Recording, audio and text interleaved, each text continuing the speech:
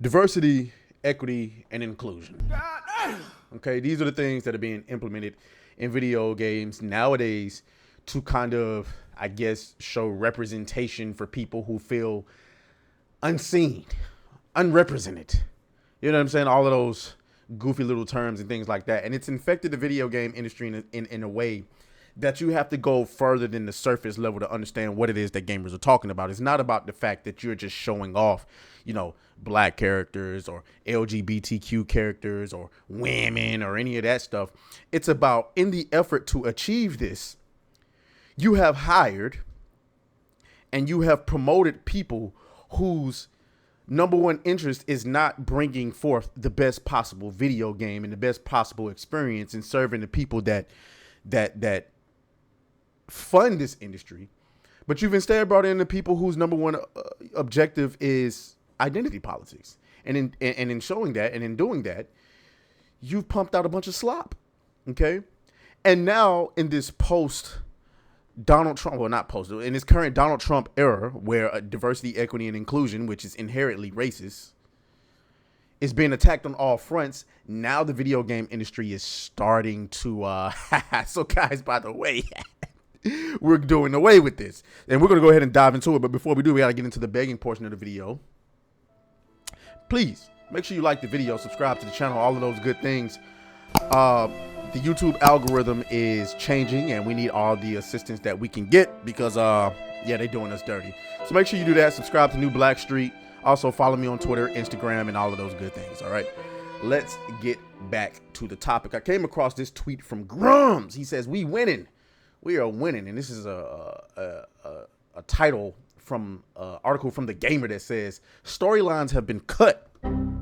Baldur's Gate 3 actor warns that diversity is being removed from some games." As far as I can tell, good. Okay, good. But we got to dig deep into the article. Okay, storylines have been cut. Okay, this is the title of the article, and they're talking about this actress. I'm sorry. From Baldur's Gate, which, by the way, Baldur's Gate is a good game. It just had a little bit of things that was questionable. And I don't even think it was the developers that was questionable. I think they just delivered a good game. But anyway, let's get into it. So ever since Donald Trump's win in 2024 U.S. Presidential election, companies and their executives were quick to try and curry favor with the president. This included ditching DEI initiatives and policies, which even more companies later joined them on following an anti-DEI executive order from Donald Trump. While many of these initiatives were strictly about hiring practices, the sentiment behind the shift in policy was felt everywhere, with the rise in racist, transphobic, and other bigoted laws and attitudes across the United States and beyond. Oh my God. Oh my God. Okay, this is a fallacy, guys. This is made up. This is make believe. First of all, there is no more racist stuff that is happening in America than there was before Donald Trump was president, nigga. That shit's been here. Racism will always be here, nigga, on all fronts. Niggas are racist. Wetbacks are racist. Musty Indians are racist. Pale white demons are racist. You see how the racism is just oozing out of, monkeys are racist. The racism is just oozing out of you, boy. Get it out. Let it out of you. Say the N-word. Let it roll off your tongue like Justin Bieber. You know what I'm saying? Say coon one good time. You know what I'm saying? Oh, damn, I just got demonetized. Racism is part of the very fabric of human DNA. It will never go anywhere. As far as transphobia, yeah, damn right. Let the transphobia ooze out of you. It is what it is. I think it's weird. And you know what? It's not just the trans stuff I think is weird. I think men who like watching other men pound their wives are weird. You wouldn't call me man-phobic or cuck-phobic, would you? Yeah, yeah. You wouldn't call me cuck-phobic. You would just say he don't like weird niggas that like watching their wives get pounded by other men. You know what I'm saying? I just think that's weird. I just think it is what it is. Anyway, let's continue reading.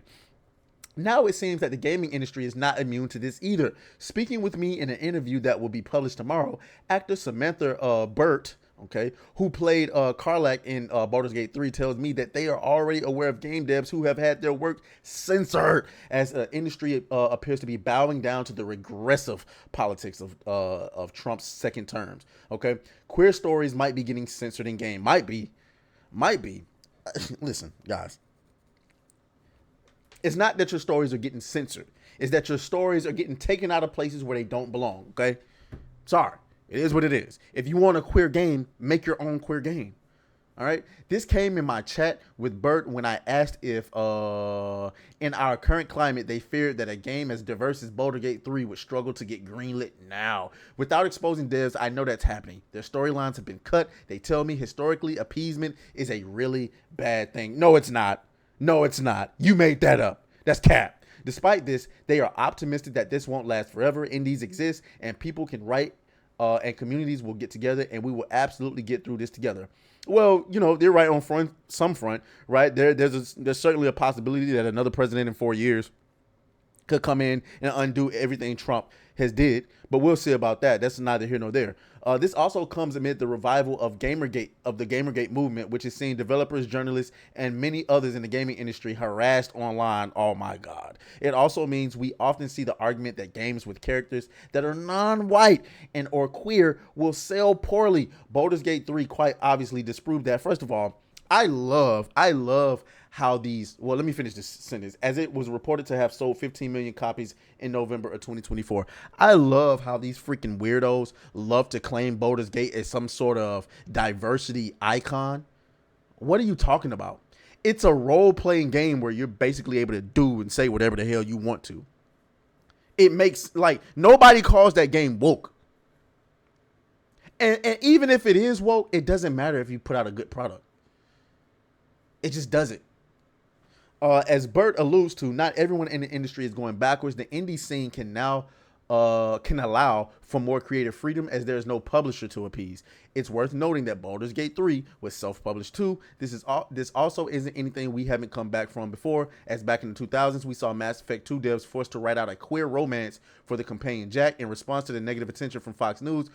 We've certainly come a long way since then, with plenty of games allowing for queer romances. Now, like, listen, they're trying to spin this as if nobody will allow this shit. This is cap. This is unbelievable cap. Okay? It's not real. It's made up. It's a fallacy. Okay? The simple fact of the matter is the audience doesn't like it. So if you want to make a game that's specifically for queers or women or people of color, you're more than welcome to do that. But you get mad when it doesn't sell that well. So the budget on your project has to be significantly reduced.